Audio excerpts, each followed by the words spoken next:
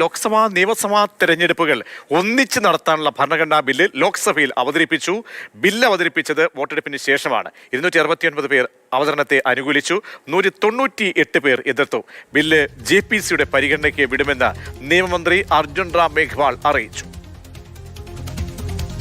ബസന്തുണ്ട്. ബസന്ത്, ഭരണഘടനാ ഭേദഗതി ബില്ല് അത് വോട്ടെടുപ്പിട്ടപ്പോൾ ഏത് രീതിയിലുള്ള സംഖ്യകളാണ് ഉണ്ടായത്? പ്രതിപക്ഷം ഒരുമിച്ച് നിന്നുകൊണ്ടാണോ ഈ ബില്ലിനെ, ഈ ഭേദഗതികളെയൊക്കെ തന്നെ എതിർക്കുകയും പിന്നീട് ഇപ്പോൾ JPCക്ക് വിടുമെന്ന് കേന്ദ്ര നിയമമന്ത്രിയുടെ ഭാഗത്തു നിന്നുള്ള അറിയിപ്പും വരുന്നത്? വിവരങ്ങൾ പ്രതീക്ഷ ലോക്സഭാ നിയമസഭാ തെരഞ്ഞെടുപ്പുകൾ ഒന്നിച്ച് നടത്തുന്നതിന് വഴിയൊരുക്കുന്ന ഭരണഘടനാ ഭേദഗതി ബില്ലാണ് ഇന്ന് ലോക്സഭയിൽ അവതരിപ്പിച്ചത്. ഇതോടൊപ്പം തന്നെ കേന്ദ്രഭരണ പ്രദേശങ്ങളിലെ നിയമസഭാ തെരഞ്ഞെടുപ്പുകളും ഒപ്പം നടത്തുന്നതിനുള്ള ബില്ലും നിയമമന്ത്രി അർജുൻ റാം മേഘ്വാൾ അവതരിപ്പിച്ചു. ബില്ല് അവതരണത്തെ പ്രതിപക്ഷം ശക്തിയായി തന്നെ എതിർക്കുകയും ചെയ്തു. ആദ്യം ശബ്ദ വോട്ടോടെയാണ് ഇതിന് അനുമതി തേടിയത്. പിന്നീട് വോട്ടെടുപ്പിലേക്ക് കാര്യങ്ങൾ നീങ്ങി. വോട്ടെടുപ്പിൽ 269 പേർ ബില്ലിനെ അവതരിപ്പിക്കുന്നതിനെ അനുകൂലിച്ചു. 198 പേർ എതിർക്കുകയും ചെയ്തു. പ്രതിപക്ഷം ഒറ്റക്കെട്ടായിട്ടാണ് ബില്ല് അവതരണത്തെ എതിർത്തിരിക്കുന്നത്. സർക്കാർ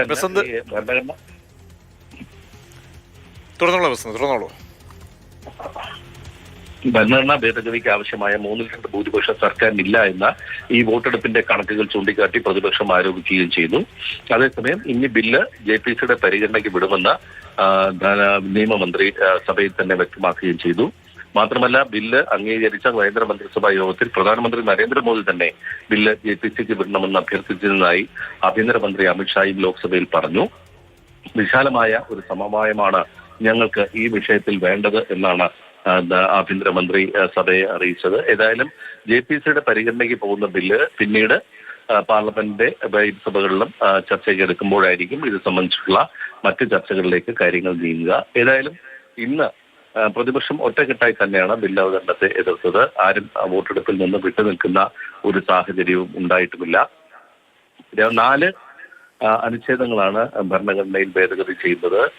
അത് ഒന്നിച്ച് നടത്താനുള്ള അനുമതി തേടിക്കൊണ്ടുള്ള അനുച്ഛേദവും അതോടൊപ്പം തന്നെ ലോക്സഭയുടെയും നിയമസഭയുടെയും കാലാവധി ലോക്സഭയ്ക്ക് അനുസൃതമാക്കി മാറ്റുന്നതിനുള്ള ഭേദഗതി, അതോടൊപ്പം തന്നെ പ്രതിപക്ഷം പറയുന്നത് അനുസരിച്ചാണെങ്കിൽ ഈ ബില്ല് നിയമമായി കഴിഞ്ഞാൽ പാർലമെന്റിന്റെ കീഴിലേക്ക് നിയമസഭകൾ വരും. അത് ഫെഡറൽ സംവിധാനങ്ങളെ തച്ച് തകർക്കുന്നതടക്കമുള്ള കാര്യങ്ങൾ പറയുമ്പോൾ എന്തൊക്കെയാണ് ഇതിന്റെ അപകടാവസ്ഥ പ്രതിപക്ഷം ചൂണ്ടിക്കാട്ടിയത് സഭയിൽ?